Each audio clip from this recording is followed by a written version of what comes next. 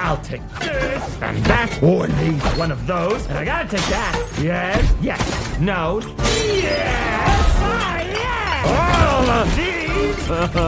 This one is right. Last one to believe without any doubt, without any doubt. Never let us down. Tell the last one to depart. For a promise true, for a promise true. Despite the day of doom.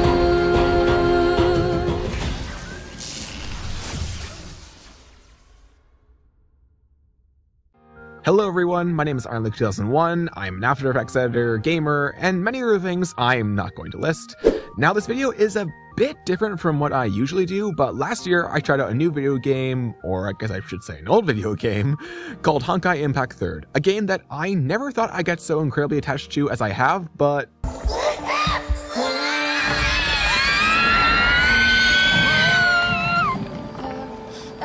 yeah, I did. After playing it for less than a few days, my reaction genuinely was simply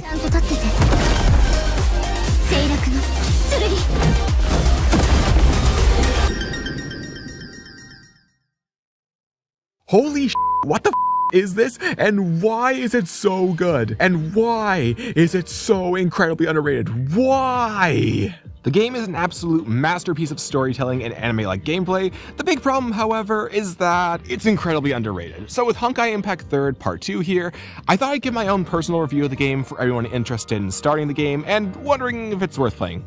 Spoiler alert, it totally is. No joke, it absolutely 100% is worth playing. You literally need to play it. If you're watching this, you are probably one of 4 people. You're either someone who plays Honkai Star Rail who is wondering about all these references you keep hearing Honkai Impact 3rd players make. You know, chat, maybe Otto had a point. Maybe Otto was right, guys. It's him! And you're curious on learning the context behind them, and also why people are so crazy about Welt Yang. Or B, you're someone who has been incredibly bored by the latest snooze fest of a nation in Genshin Impact and wants something new and interesting. Either that, or you finally realize that Hoyoverse prioritizes anything Honkai related and always gives it the 5-star treatment over Genshin Impact. Or you're someone who has never played a gacha before but heard about Honkai Impact 3rd and wanted to give it a try. Or you're one of my friends who I've been chatting to and talking about the game with for the past few months nonstop, who I've probably annoyed the living hell out of, and you're here watching the review I told you I made on Discord or somewhere. Which, by the way, thank you so much for watching this, and please, please, please watch it to the end, please, guys, please. The story of Honkai Impact 3rd is without a doubt the absolute best part of the game. And not only that, but it's also the best story out of all 3 of Hoyoverse's main games, and most other gachas in general, by the way. No joke, out of every gacha I have played so far, this story has made me both cry and cheer for these characters the most out of all the Hoyoverse games. The amount of tears I shed for these characters before even hitting the halfway point, like, oh my god. Oh my god, I genuinely was not, I was actually surprised how often I cried to this game. It's actually insanely emotionally traumatizing. Oh man, it hurts. To make this better, if you're someone who came from another Hoyoverse game and you're worried about every new chapter just repeating and redoing the exact same formula every single time excessively, to the point that the main story itself both becomes stale and just doesn't move forward at all. It repeats again. Bad news. What? The Dacia Sandero. It's delayed. Oh no! Anyway. We save the city! I'm sorry. Yes, very sad. Anyway. Again. Then don't worry, because as a fellow gamer who also craves crazy good storytelling, I can guarantee you that this story is filled to the brim with so many insane plot twists, crazy lore drops, brilliant world building, and a consistent cast of characters that both grow on you and grow with you as you continue to experience the story. Some characters may not be your favorite in the beginning, which is totally normal by the way, but later on, you'd be surprised how much you might become attached to a character that you initially did not like. That being said, as some gamers have pointed out, I actually liked this game, but it felt a little dated. I actually liked it. It was just kind of dated and I couldn't really cover it because it was so old. I would play this. early parts of the story definitely show their age and are considered dated even among hardcore fans of the game. And here's what I mean by this. In the very first chapter, the story is as basic as it gets. You board an alien ship, kill some monsters, have a surprise boss battle, and that's it. Yeah. The first chapter definitely shines out as the most basic in Honkai Impact 3rd. The one shining grace of this chapter is that what it does do well is give you a feel for each of the MC's personalities, how their personalities bounce off each other, what their friendships are like, and what their gameplay is like. Chapter 2 is a bit more of a slow chapter, I would say, but that's largely because this is the chapter where they do focus more on the main cast in their day-to-day life, and you'll also meet a few more members of the main cast. And lastly, this is also where some of the long-term foreshadowing starts to occur. And that's it. Chapter 3 is where the story really starts to pick up. And Chapter 4 onward is non-stop action, depression, and insanely good storytelling with beautiful tragedy at every corner and every nook and cranny.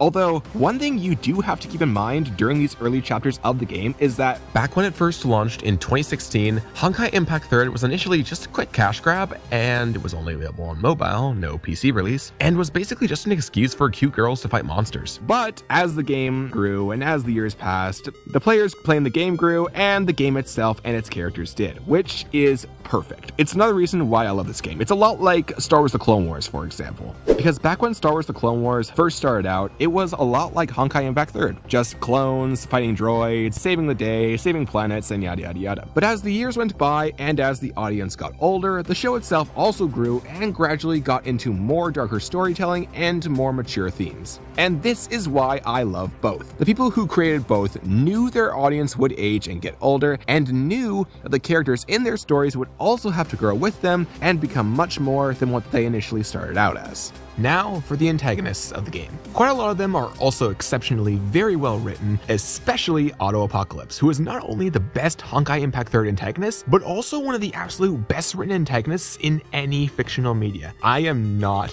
kidding when I say everything Otto does makes him feel like such a despicable human being, and yet despite all that, you can't help but sympathize with his dedication and his ambition. He is a splendidly well-written villain, and you'd be surprised how later on in the game you will actually feel for this man. And another thing that's really great about these antagonists is that despite the sad backstory each of them has, there's no forced redemption arcs for any of them. They all have tragic backstories that both humanize their characters and add so much depth to them, but they don't get redemption arcs because they still do so many horrible things and are too far gone to earn redemption. The game initially starts out with a few dark lore bombs here and there, but nothing pretty dark until the start of Chapter 4. After that, both the dialogue and even the major cutscenes and the CGs in the game really start to pick up and get darker and darker with each passing chapter. From the actions of the antagonists to the direction of the story itself to even some of the minor details in the main story, it all gets so much better and much darker. Well, better running wise, but completely worse for the heroes and all that. And also much more emotionally depressing. Listen, the emotional damage has just started. You are in for about 5 years worth of writing of pure pain and pure torture, because it's only gonna get a lot better and a lot worse mentally from here on out. The gameplay in Honkai Impact 3rd has dramatically evolved with time. Battles in this game allow you to use 1 to 3 different Valkyries in a single team to fight your enemies. Every team you make will revolve around your main DPS, and in most cases 2 supports. In battle, unlike the other Hoyo game, which has become so easy that you literally just button spam repeatedly until something dies and makes combat just really feel boring nowadays. In Honkai Impact 3rd, everything you do matters. Your dodges matter, your timing and speed matter, your ability to plan for special enemy weaknesses and how to exploit them matter, and yeah, it's definitely a lot more creative than punch it till it dies! And I love that, honestly. It's also really cool how so many of the playable characters actually feel like playable bosses. There are different types of playstyles for various different characters. Some characters specialize in summoning other warriors onto the battlefield and commanding them. Some specialize in sacrificing their own health. Some specialize in bleed. The list goes on and on. But yeah, the playstyles are both numerous and various throughout the game. Even the characters that the game gives out for free have some very impressive gameplay. One character in particular being Susanna. Now, I don't use this character at all except for when I get a trial version of her, but one thing I found really neat neat about her is how her character is a dancer, and her gameplay actually incorporates a unique gimmick that reminded me of all those old rhythm games where you had to press the button at the sound of the beat when you heard the music. Here's what I mean by this.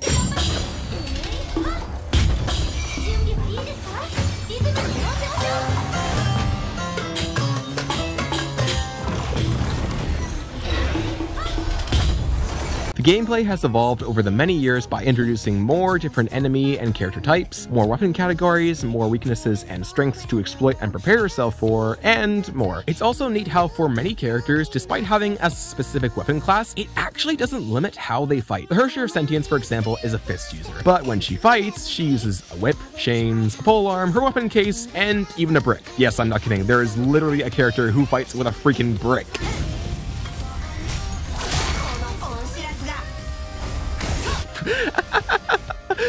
There's also the Herrscher of Flame Scion, who is a pistol user, but she fights with a giant greatsword, and so on. There's also these special weapons called Divine Keys, which are powerful weapons that are specifically designed for one character that when equipped will make them even more powerful and also give them some new and unique abilities. Keep in mind that these are not must-have weapons, but for the few that are worth getting, they will definitely make your characters way stronger and give them a lot more abilities. The UI itself has also recently undergone a massive makeover. The team setup also looks much better, and now it's a whole lot easier to assemble your teams and all their gear. There's also the open world areas, which the old ones aren't the best really. At the very least, you can still get some decent materials and resources out of it through adventure tasks, though thankfully the new open world in Honkai Impact 3rd Part 2 is significantly better, and it's definitely the best one they've made for this game thus far. As with any video game, there are plenty of bonus challenges ranging from little mini games to hardcore endgame content, rewarding players with materials, extra crystals, and more. Honkai Impact 3rd has no shortage of these. The material expeditions are both easy and give you lots of materials you'll need to level up your characters. There's also these other expeditions which will give you more resources to level up your characters and can even help you unlock certain characters for free once you successfully collect enough fragments of them. Also, once you successfully complete a material expedition, you can use a special function which will allow you to send your characters on the same set expedition, but the game will play itself and complete the expedition after a certain amount of time passes. You can use this to easily farm materials and character fragments. There's also the newly added Realms of Battle, which has a series of specific challenges which require you to use characters that the game gives you to kill enemies. Doing enough of these challenges will unlock this special bonus challenge, which will require you to use your own characters to kill the enemies as fast as possible, and doing so giving you more rewards. And then there's also the Abyss, which is quick and fast-paced kill waves of enemies as fast as possible, while certain buffs and debuffs are active to test your Valkyries. The game also has Memorial Arena, which is basically the same as Abyss, but with bosses. The scoring and ranking system for both Abyss and Arena are the same. The faster you clear the arena, the higher your points. Each boss has special strengths and weaknesses, so try and pay attention to them to make the most of your time and in order to clear them as fast as you can. Lastly, there's Universal Mirage, a series of single short side challenges involving fighting a few enemies and a relatively weak boss that will reward you with materials exclusive to Universal Mirage that can be used to craft free low quality and even high quality and extremely useful stigmata for your characters absolutely free. Another thing I gotta mention is that you should come here whenever you can, as crafting some of the higher level stigmata can take quite a while and definitely feel like a bit of a grind sometimes. The place to use these materials to craft stigmata and weapons can be found right below the Universal Mirage. There are various different kinds with different effects, but one set that you should definitely go for is the Turgenev set, which will be one of the best sets you can get for your elemental supports. There's also the weapons category, where you can craft certain weapons for your characters, and also where you'll be able to upgrade certain weapons to their pre-arm forms once you upgrade your weapon to level 50. To craft a weapon's pre-arm form and upgrade it beyond this point, you're going to need these special resources, the main one being Einstein's Taurus. As you progress further and further in the game, you'll unlock much more bonus challenges, with the crown jewel among them being the Elysian realm, involving fighting multiple floors of enemies and 3 very powerful bosses, plus one special boss. And when you clear each floor, you'll be able to choose special signets that will make your life significantly easier as you advance further into the Elysian realm, and trust me, those buffs will definitely save your rear. Thankfully though, if you're fighting with a low level Valkyrie or a Valkyrie who isn't really fully geared or equipped, then you can adjust the difficulty to your preference before you begin your journey in the Elysian realm. The higher difficulty you clear, the higher your points and the more crystals you'll be rewarded when you clear it. For people unfamiliar with gacha games, there's something called a wishing/pulling system in every gacha game that you need to use if you want to get special limited time characters, their signature weapon, and their equipment. every time you use a single pull, you have a small chance at getting the thing you want, but you also have a chance at getting something else completely random, like materials and stuff like that. Before this update, the gacha in Honkai Impact 3rd was a bit pricey if you were unlucky. Thankfully, Honkai Impact 3rd just scored a huge upgrade. This is revolutionary to all Honkai Impact 3rd players who both spend and don't spend money on the game, making fully equipping your Valkyries much cheaper and less tiresome. By the way, for people who do spend money on gacha games, there are special deals available every time a new banner goes up that's only available for a certain duration, and they can only be purchased with B chips. If you're going to spend money on the game, always check out these deals as they will save you huge amounts of money. Oh, and if that wasn't great enough, there's no 50-50 like the other Hoyo games. In Honkai Impact 3rd, on character banners, you're always guaranteed to get the S-rank character you're pulling for when an S-rank character shows up in your pulls. There's also special banners for certain limited time premium outfits, but I wouldn't really pull on these if you're free to play, as, I mean, don't get me wrong, a lot of these skins are so...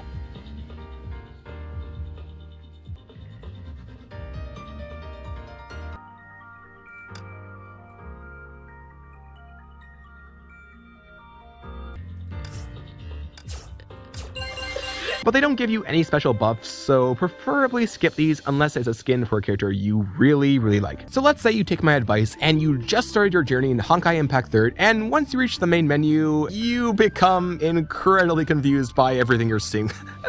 Don't worry, this is pretty normal for every new player, so here are a few pieces of advice from me to you on what to do once you start. First of all, from the moment you create your account for Honkai Impact 3rd, you're going to get a series of special starter bonuses available for the first 90 days of the creation of your account. These starter bonuses are extremely helpful and quite generous, so you better make sure you take advantage of them. To kick things off, every day you log in, there's going to be login bonuses from both the starter bonuses and from the start of the newest update itself, alongside calendar bonuses. These can be claimed as soon as you reach the main menu, and every new day you log in, the very first thing that'll pop up on your screen will be the login bonuses. You'll get tons of free gold, special resources, and even crystals from simply logging into the game. What's even better is that on your second day of logging in, the starter bonuses will give you a free Herrscher of the Void, who will be a very useful unit for early game content. You're also going to get something at the bottom of your screen called the Starter Manual. This contains a series of easy tasks that reward you with plenty of resources, including crystals, weapons, and characters, and more. All you have to do is follow what the tasks say, and you'll be done very easily. Also, very important note here, don't leave everything to the last minute. To finish these, you're going to need to do adventure tasks in both the Sakura Samsara and a post-Honkai Odyssey, meaning multiple weeks will be required to complete these. Another great thing about the Starter Manual is that every time your captain rank goes up 5 levels, up to rank 60, you'll receive 300 crystals, and at the very end, even some pulls for the dorm supply. But if you want life slightly easier and want to save yourself money in the future, there's an option on this rank up bonus where if you spend a small amount of B chips, you'll receive an extra triple the amount of crystals you'd normally receive, and even a free S rank character. Personally, I'd recommend doing this, as this gives you an insanely huge amount of crystals for an incredibly low price when compared to buying the same amount of crystals straight out of the shop. So here's what to prioritize early on if you're trying to be free-to-play friendly or you just don't know what to go for. First of all,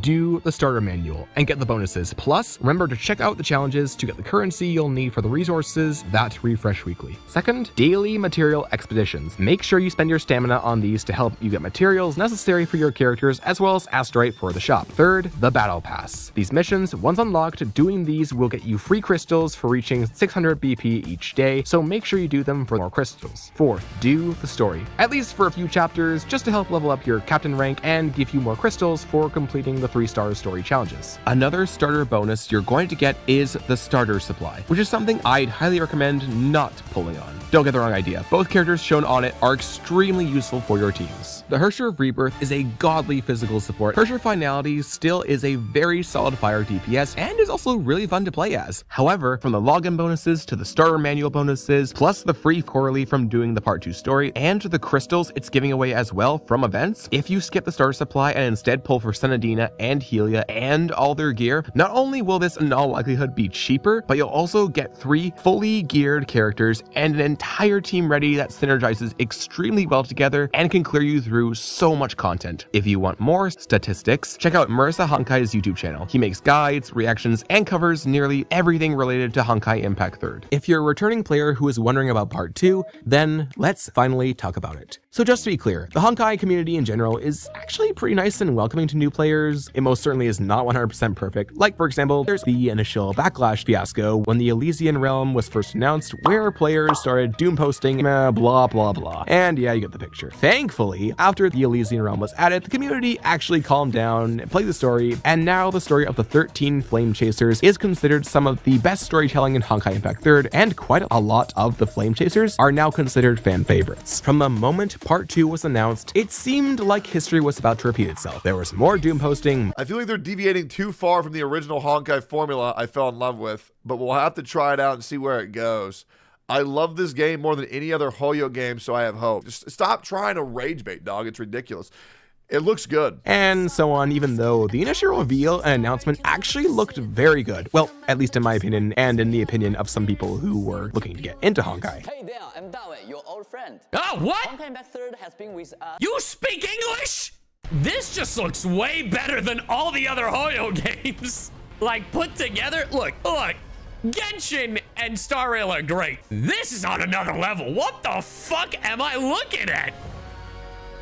Now that Part 2 is out and I have played through what we have so far, let me very briefly talk about the end of Honkai Impact 3rd.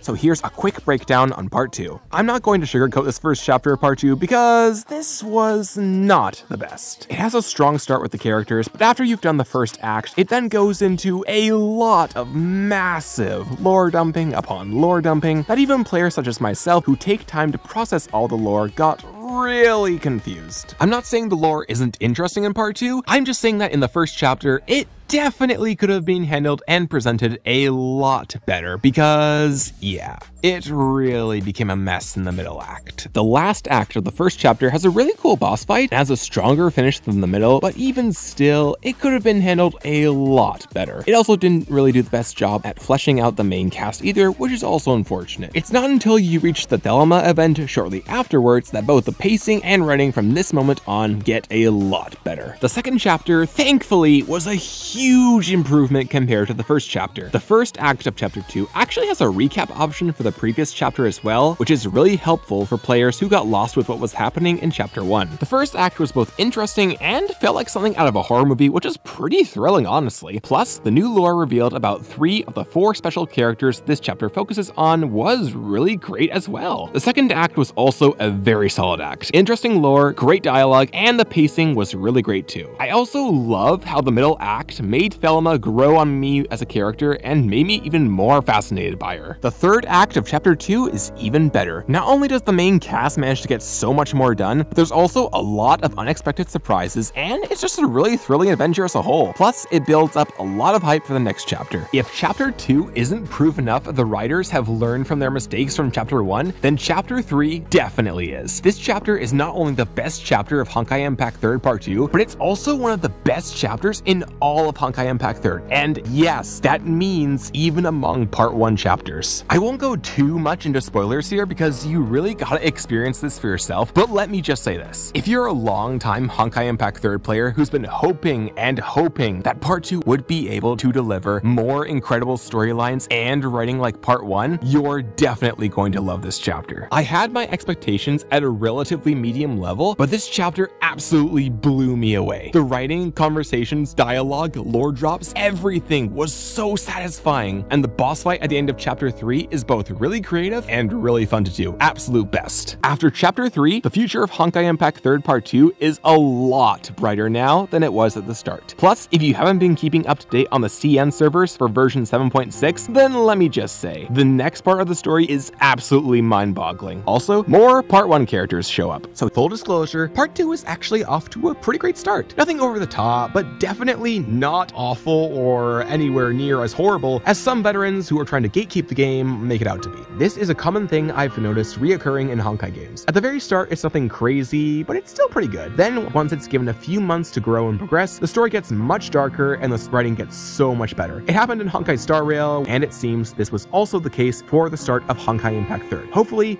Part 2 will follow and do the same thing as its predecessors have. Now for a brief talk about the main cast. Senadina is a lovable bundle of energy who is super curious about everything around her, whose very existence is quite unique. Helia comes across as the stern, serious type, which is when she's working, but when she's off the clock, she's actually a manga nerd and a total fangirl of Durandal, which honestly, who can blame her? Coralie is the small, smart doggo child obsessed with technology, and she has kind of a thing for dark humor, which, yeah, you kind of have to see it for yourself. And then there's Songque, or Songque, or Songque?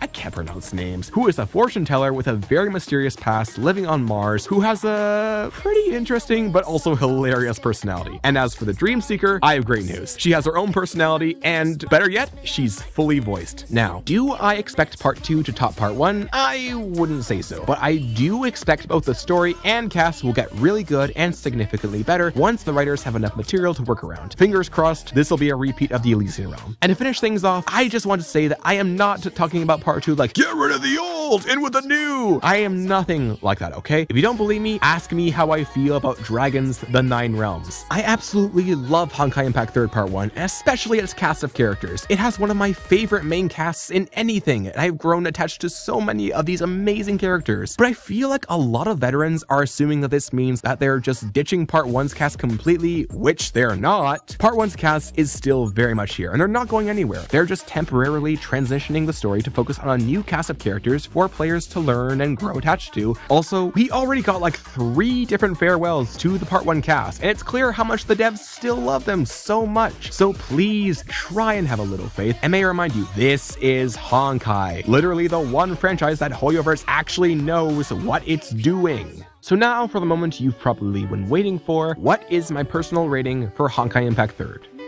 Honestly, all things considered, I'd probably give it a 9 or an 8.5 out of 10. I genuinely would love to give it a 10 out of 10, but unfortunately I can't because this is a gacha game, and the biggest problem with every gacha is the gacha system itself, which is why I can never give it a 10 out of 10. Another reason for this rating is because, like I said, Hoyoverse just drastically improved the gacha and made it significantly cheaper than previously. If they hadn't done this, my rating would have been much lower. But thankfully, they just made pulling for characters and gear so much easier, so thank you Hoyoverse, because now I can give this rating. And something I just want to say, when playing Honkai Impact 3rd, it's okay to take a break from the game every once in a while. I see a lot of players that feel like you need to do this game daily, but you don't. If at times it feels like a chore, then just take a break. There's no shame in that. It just means that you want to do something else for the time being. Also, don't let yourself feel down by leaderboards or stuff like that. That's just a bunch of numbers. It's not the end of the world. Last but not least, we reach the recommended improvements. Keep in mind, these are my personal thoughts on things that could improve the game. They do not have to be yours. Also,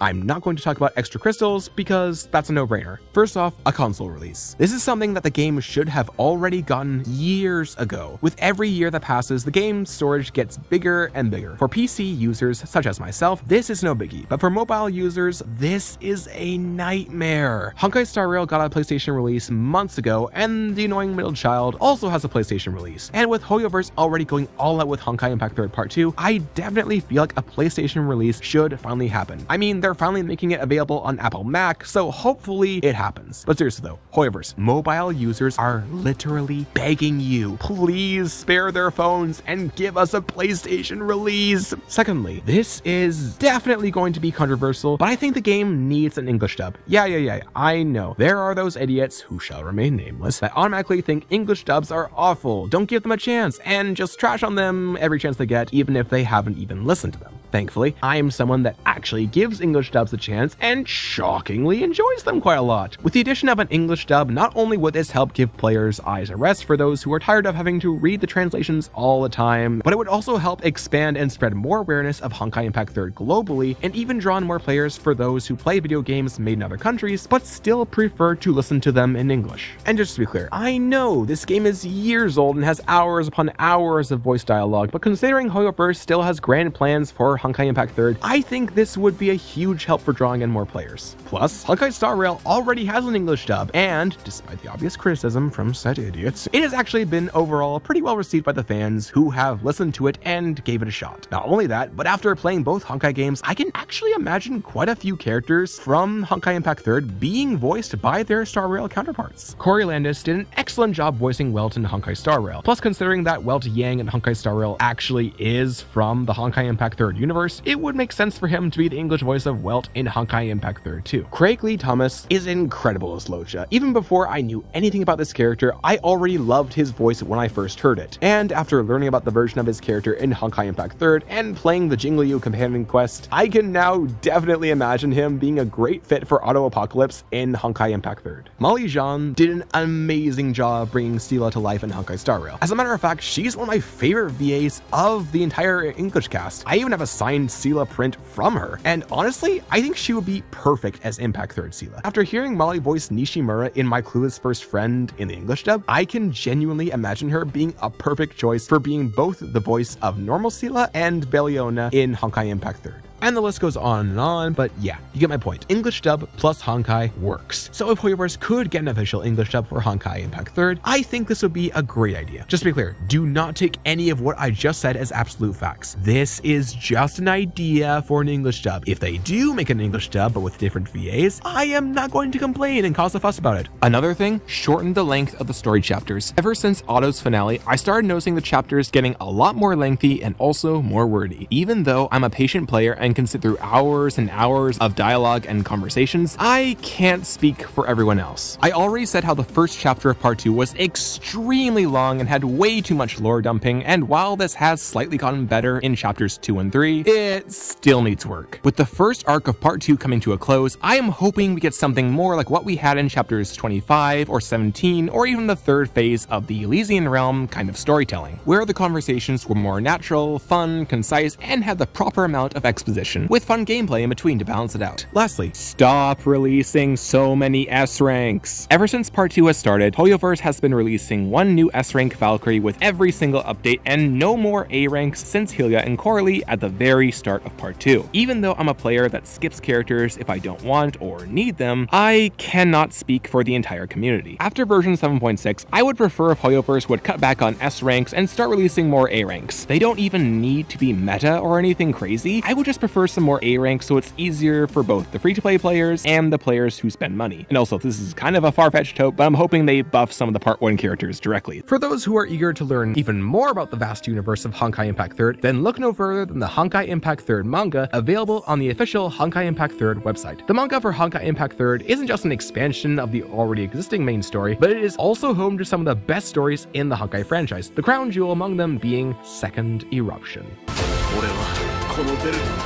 人類を代表してお前に挑む。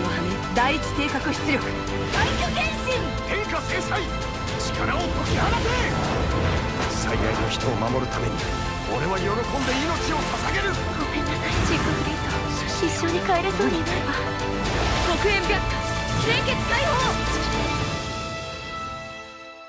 This is the manga that is so incredibly well written, it could even be a standalone and it would still be incredible. There's so much to love about it, from the backstory and the true identity of the Herrscher of the Void being revealed and expanded upon in such a way that it humanizes and improves the character, to the story of how Kiana's parents first met each other and how they became a couple. It's an insanely good story. And there's so many other great ones to read as well, such as Azure Waters, AE Invasion, the Alien Space manga, Second Key, and more. And if you're ever overwhelmed by the amount of emotional damage that Honkai Impact 3rd offers, then you might want to take a look at the animes on YouTube, such as Cooking with the Valkyries, Golden Courtyard, and there's also Elf Academy. It's so freaking funny. And there's also Journey to the Moon, but that's more like a send-off for Part 1 and Part 1.5, so you might want to avoid watching it till you finish them because, yeesh, this one is kinda emotionally heavy. And that's it, we've reached the end. I really hope you enjoyed my review, and please, if you can, make sure to like and subscribe, and also leave a comment down below, as this took me a lot of time and effort, and it was really not easy to make, so it would be really appreciated. Also, if you ever need any help with Honkai Impact 3rd, please check the pinned comment below, as I will leave a series of links to other starter guides and resources that you'll probably want to take a look at. Thanks for watching, and I really hope you enjoy Honkai Impact 3rd.